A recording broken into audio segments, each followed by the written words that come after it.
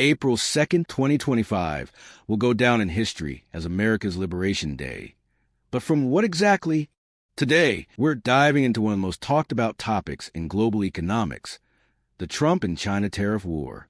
What it means, why it matters, and how it's already reshaping our world. Let's start with the basics. A tariff is a tax on imports, a financial charge that foreign companies must pay when bringing their goods into the country. Governments often use tariffs to protect local industries and encourage homegrown production. But tariffs also serve other purposes. They can be tools of retaliation, ways to raise revenue, methods to control trade imbalances, or even instruments to assert geopolitical dominance. In many ways, tariffs are about power, economic, political, and strategic. To understand how we got here, we have to go back. The U.S.-China trade relationship has evolved for decades. One of the most defining moments came in the year 2000, when President Bill Clinton signed a law granting China permanent trade relations with the U.S.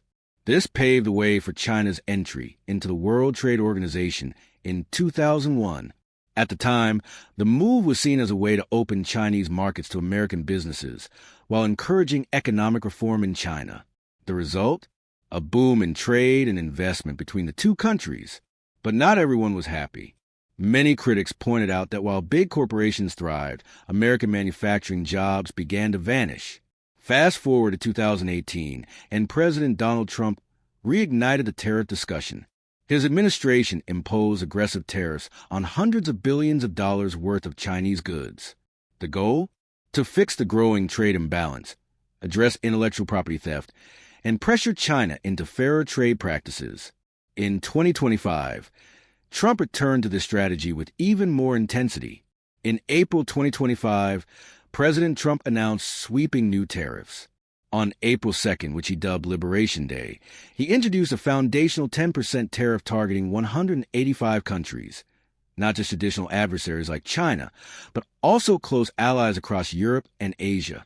He declared that this moment would mark the restoration of America's industrial strength and prosperity. The tariffs officially came into effect on April 5th. Just a few days later, on April 9th, country-specific rates, some significantly higher, were rolled out, making it clear that the administration was serious about reshaping global trade. Markets reacted swiftly and harshly. The S&P 500 dropped more than 15%. The Nasdaq Composite fell nearly 21%. Panic spread as business leaders, investors, and global policymakers try to understand the implications. Almost 50 countries contacted the U.S. Trade Representative requesting exemptions. Some even proposed lowering their own trade barriers as part of negotiations. But the U.S. stood its ground. Economists warned that the tariffs could lead to increased consumer prices, disrupted supply chains, and even a possible recession. So what was the Trump administration trying to achieve? In short, they wanted to protect American workers and revive domestic industry. This was a classic example of economic nationalism, putting local manufacturing and American interests above international trade dynamics. Tariffs were used as a bargaining chip, a way to force better trade agreements.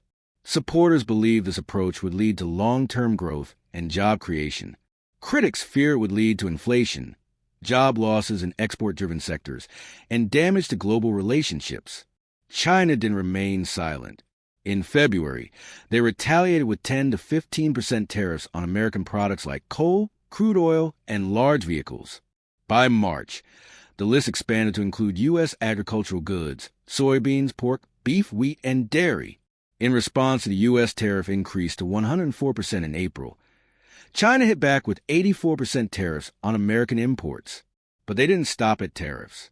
China also tightened export controls on critical minerals, such as tungsten and indium, materials vital to global tech industries. U.S. firms were added to China's unreliable entity list, limiting their operations and partnerships in China. Antitrust investigations were launched against American giants like Google. China began diversifying its import sources, aiming to reduce reliance on U.S. goods.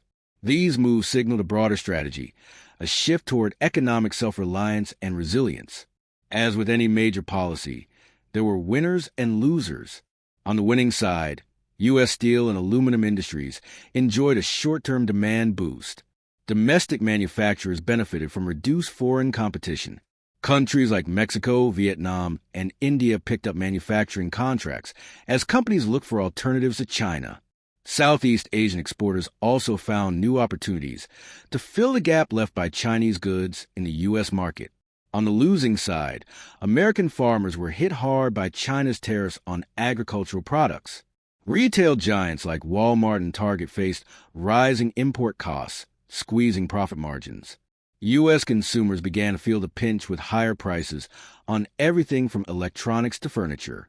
Chinese tech firms also suffered, losing access to the American market and facing export restrictions. So, what do experts say about the future of these policies? Economist Paul Krugman believes tariffs may shift trade patterns temporarily, but rarely create lasting prosperity. A Morgan Stanley report from 2025 noted that while supply chains have started to adapt, inflationary pressure in the U.S. remains a concern. The Chinese Ministry of Commerce stated that these tariffs have deepened mistrust and disrupted global trade norms. Meanwhile, the U.S. Chamber of Commerce called for a reevaluation, highlighting the need for long-term trade certainty. Trade policy expert Elena Ramirez concluded that while tariffs can be powerful leverage, they are not a sustainable solution for economic growth. So where do we go from here? Experts recommend a balanced approach. Instead of blanket tariffs, adopt more targeted measures to minimize inflation and market disruption. Strengthen alliances by negotiating with partners before taking unilateral action. Support domestic manufacturing through subsidies and tax incentives rather than import penalties.